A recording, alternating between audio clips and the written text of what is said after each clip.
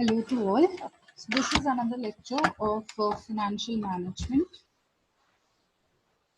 Again, just a brief introduction about myself. So you can go through the slide. And in this lecture, we'll continue with the EPS and EBIT analysis.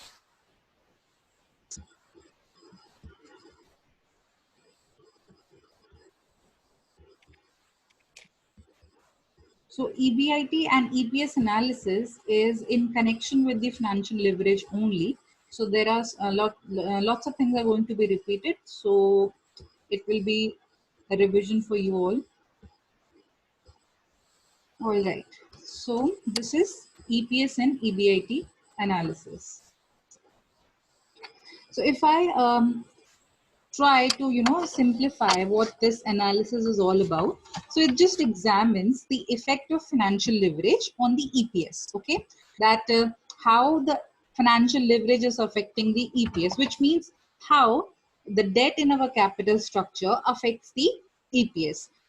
As in the last lecture or in the last video, we have done one example in which it was being shown that when the EPS was maximum, the financial leverage was also the maximum. Okay, so it tries to establish a relationship between these two things here. Also, we will check that how the EPS varies at the different levels of EBIT. So the financial leverage and EPS analysis we have already done in the financial leverage concept. Here we'll discuss about how the EPS changes at the various levels of EBIT. Okay. So EBIT and EPS analysis is used for making choice of the combination and of the various sources, and it also helps us to select alternative that yields the highest EPS.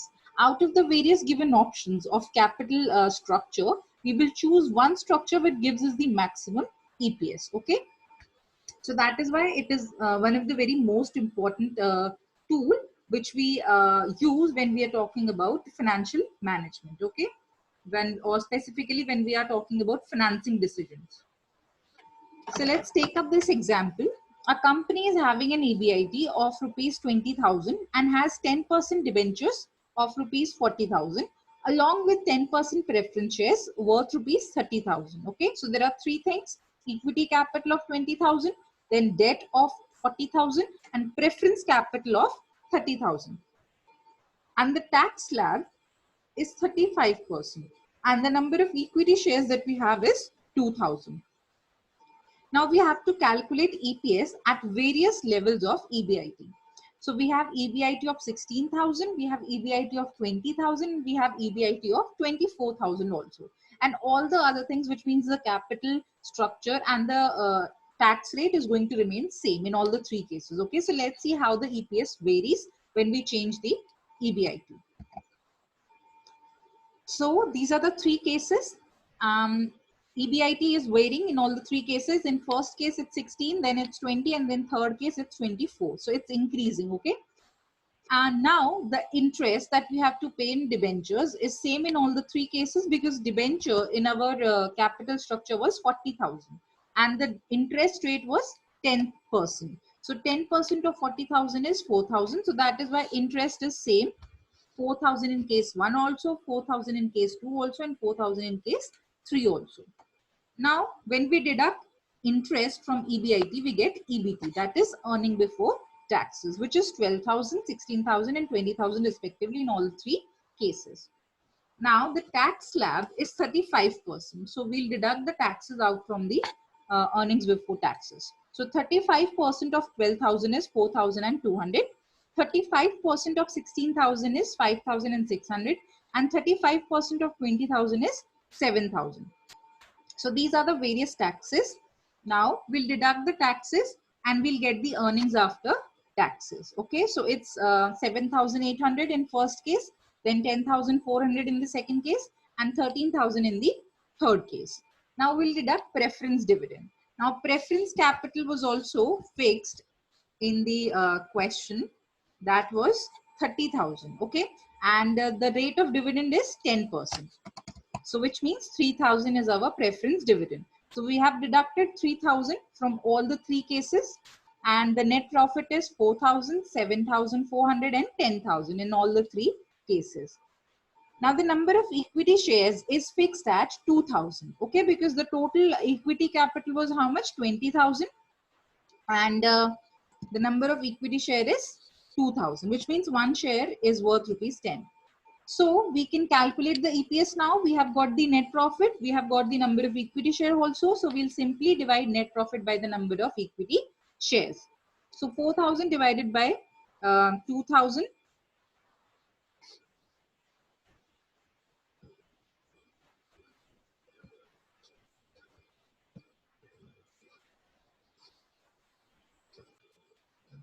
Yeah, so 4,800 divided by 2,000 gives us 2.4 as the EPS. Then 7,400 divided by 2,000 gives us 3.7 as the EPS. And in the last case, 10,000 divided by 2,000 gives us EPS of 5. Now, this means that on an earning of on one share, we are getting an earnings of 2.4. And in the second case, on one share, we are getting an earning of 3.7. And in the third case, we are getting an EPS, which means we are getting an earning of 5 on one share. It means that we are getting maximum EPS when the EBIT is maximum. Okay. So EBIT in third case was 24,000, and that is why our EPS is 5 rupees. Okay. So you can see here that when we are having maximum earnings, that which means that we are having maximum operating profits, then we are able to generate good earnings for the shareholders also. So that is why EPS is maximum here. When the EBIT is maximum, the EPS is also maximum. So this is what we can conclude here. But if we compare the EPS and financial leverage, the financial leverage is maximum in case 2. Okay. But here, since we are not talking about the capital structure because it is same in all the three cases, so it does not have much significance here. But unlike the last case, which we have done yesterday in the last class, there we were talking about the about the different capital structure. Okay, so that is why in that case, financial leverage has more importance or has more to do with the EPS. But here, financial leverage is not very much related to EPS. Here we are only concerned with the EBIT and EPS. So this is the relationship. This is the conclusion that EPS is maximum when EBIT is maximum. Okay. So this was EBIT and EPS analysis. After this, the next thing that we are going to do is capital structure theories. See, in all the operating leverage also, we can say financial leverage also, we were trying to say that capital structure affects the shareholders' wealth. Okay, it was affecting the earnings per share. So relating to that or similar to that, we want to be more concrete and we want to be more specific that how exactly the capital structure affects the value of firm. Okay, so there are three kinds of capital structure theories that we are going to study about: NI theory, NOI theory, and traditional theory. And all three kinds of theories will try to explain what this relationship actually means. Okay, the relationship between capital structure and the value of firm, how the two things are related to each other. So let's start with the first theory, that is NI theory.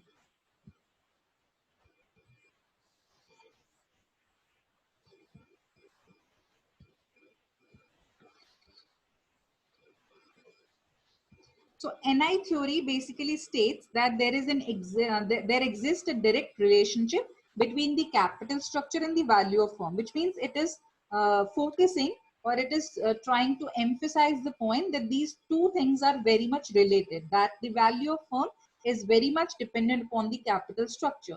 So it's very important that you decide the capital structure for your company wisely, okay, because it has a huge impact on the value of firm.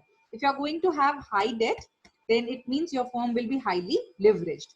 And if your firm is going to be highly leveraged, then it will give you cost benefit. And if you are getting cost benefit, then the value of your firm will automatically increase. So this is the basic premise of NI theory. Okay.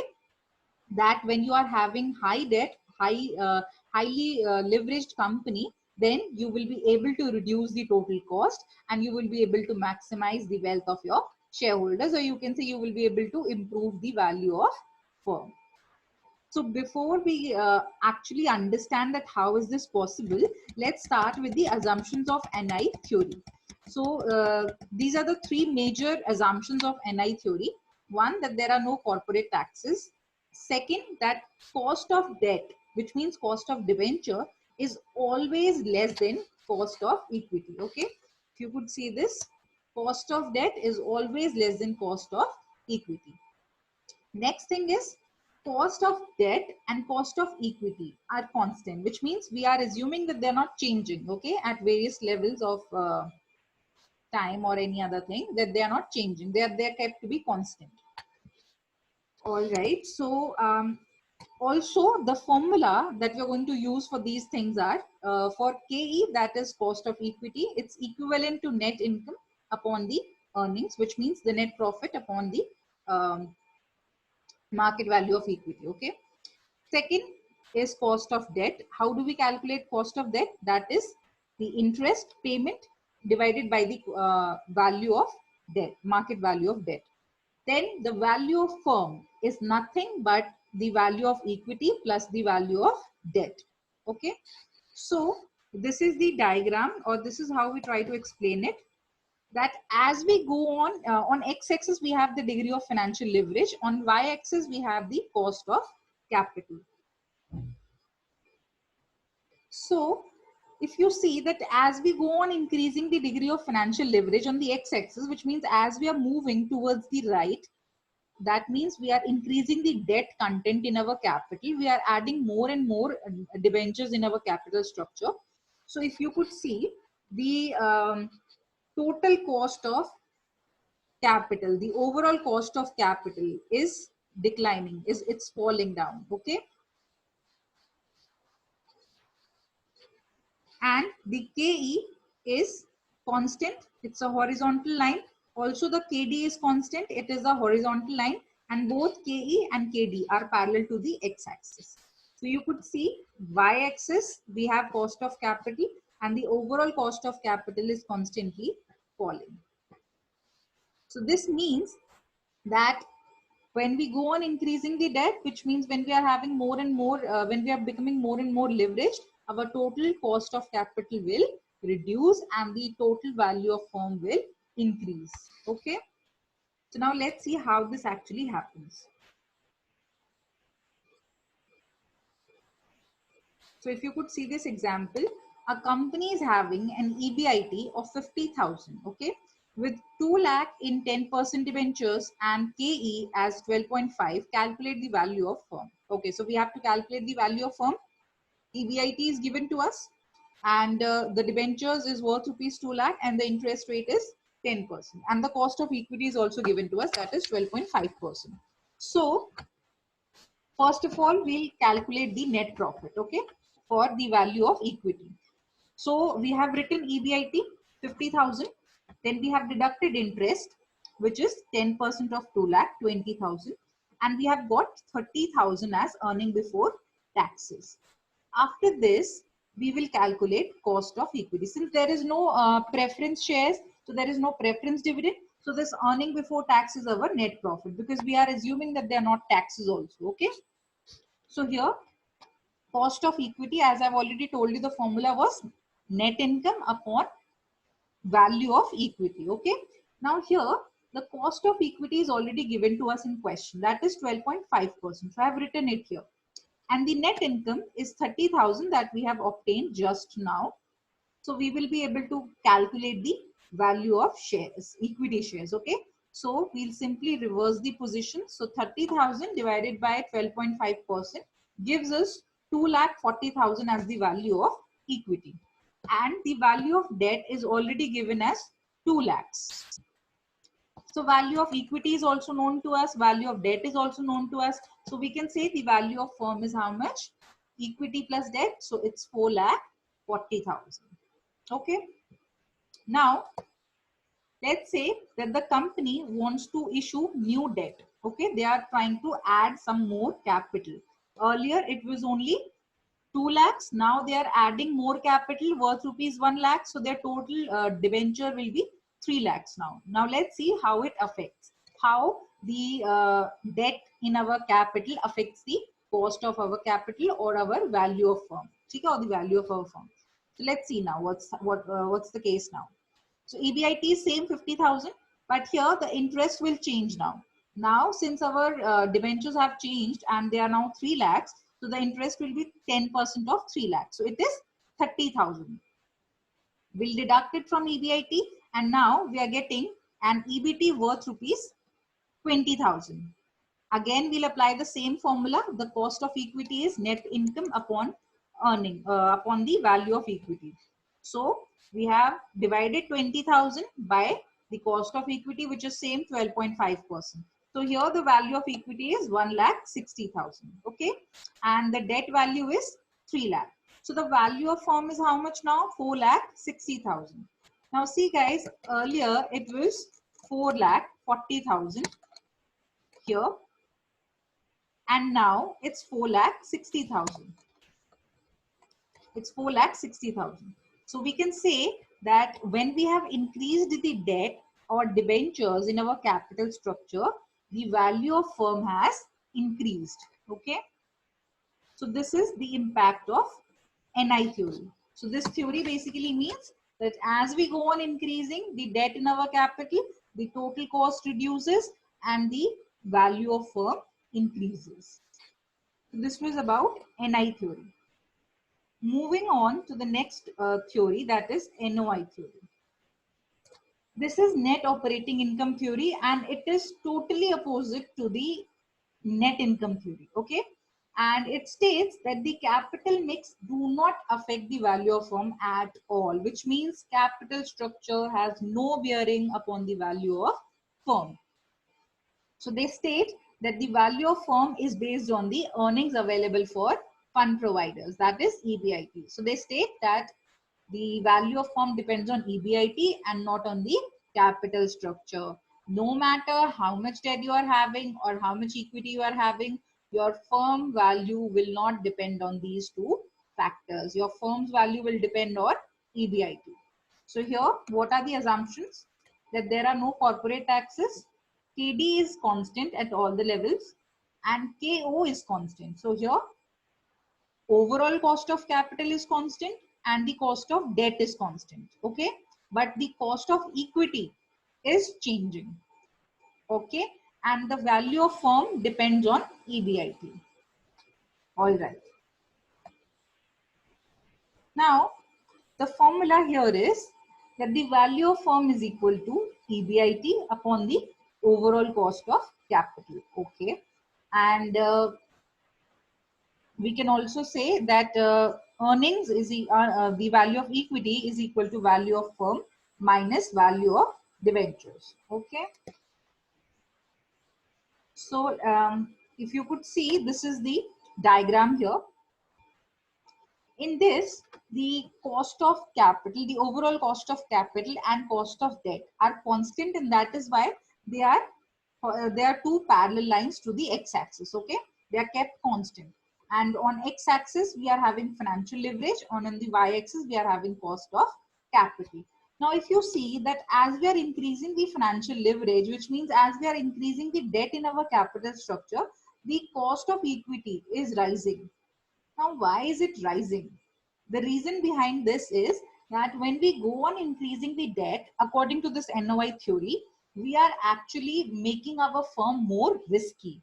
Why risky? Because when you increase the debt, actually you're putting a lot of burden of interest payment on yourself. Okay, and when a lot of portion of your profit is going to the debenture holders, it actually makes it more risky for the equity shareholders. Why? Because they might feel that if in any case, if the company faces incur any loss, or if they met with any bad situation or some uncertain event, then in that case the debenture holders will have a right over all the assets of the company, and they might have a right over the earnings of the company.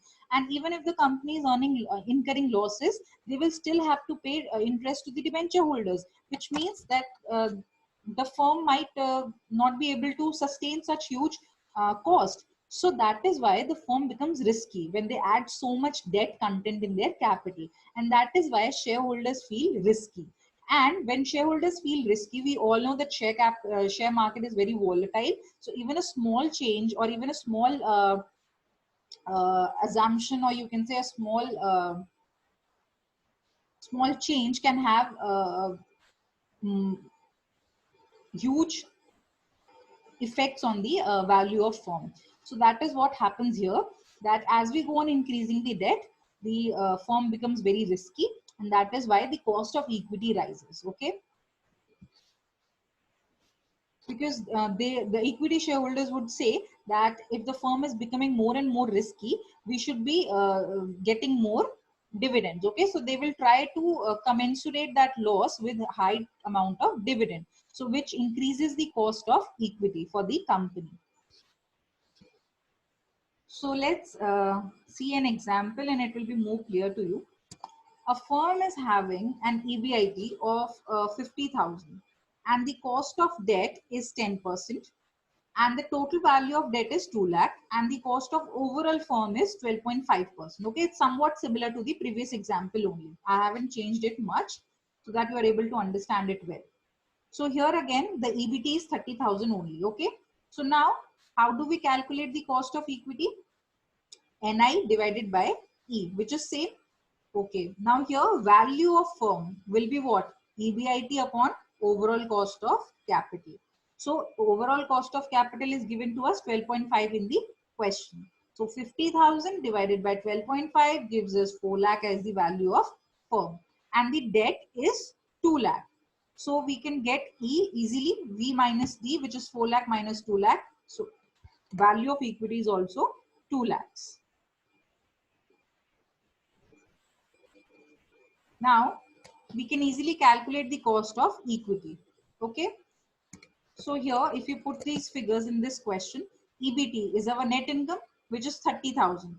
And this value of equity shares is 2 lakh. So we have done 30,000 divided by 2 lakh into 100. So we have got 15% as the cost of equity. All right.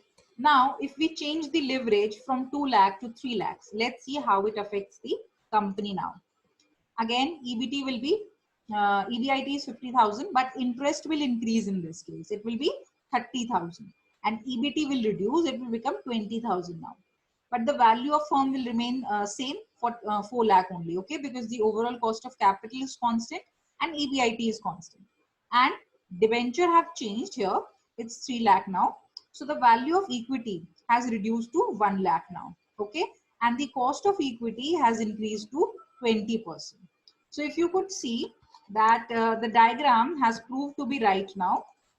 The value of firm was constant, the overall cost of capital was constant, but the cost of equity have increased from 15% to 20% with just a change of 1 lakh in the capital structure. Okay, we have added one more debentures in our capital structure, and that is why the cost of equity have increased from 15% to 20% now. So this is NOI theory.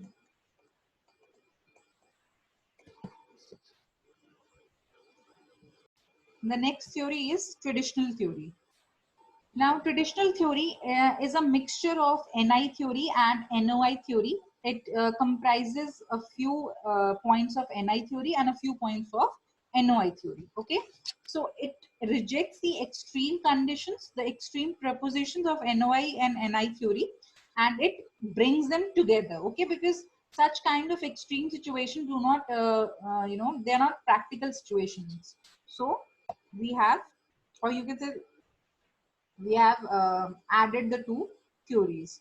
So in this theory, it is very difficult to find an optimum level of capital structure, because the effect of financial leverage is counterbalanced by a corresponding change in KE in opposite direction.